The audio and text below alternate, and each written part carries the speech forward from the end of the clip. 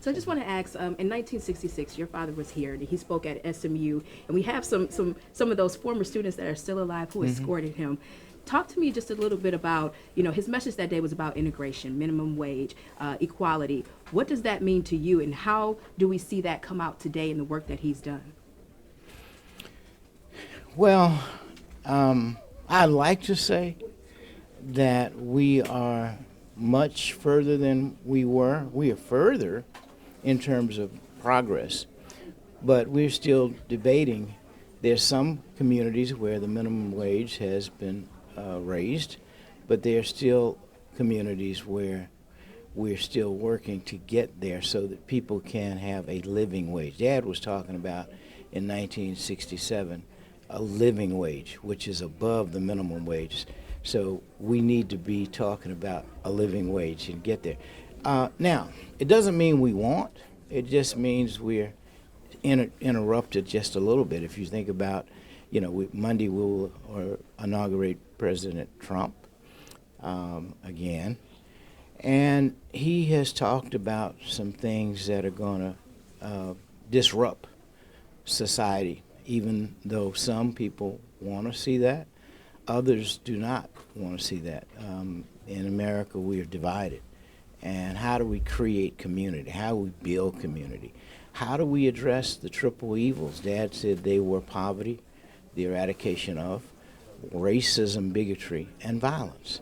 So we still are not beyond racism. In fact, sadly, the Ku Klux Klan, the neo-Nazis, people of that ilk are growing in numbers. And we thought that was an era that was way behind. It's not. Again, it takes leadership to engage and suggest this is not sustainable, even if you don't want to be a homogenous society. The activities you're involved in are going to bring destruction. Is that what people want? Hopefully not. The masses do not. So we have to work in a concerted fashion to get rid of those things that we do not want. And I believe, I'm sure that can happen. It has not happened, but it can. And my last two questions are, what does it feel like for you to be here today to celebrate your father? And then also, how do we continue on history? So the celebration part is amazing.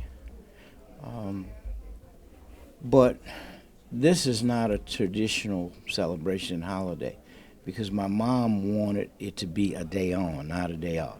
Most holidays, people relax and chill, particularly the conditions that we're addressing at this moment. There still is not full health care. There's a lot, but we still have to preserve, protect, and lift up health care. There's certainly not enough adequate housing, decent housing. We've got a homeless population in every city and every community in America. We've got challenges around just people getting along.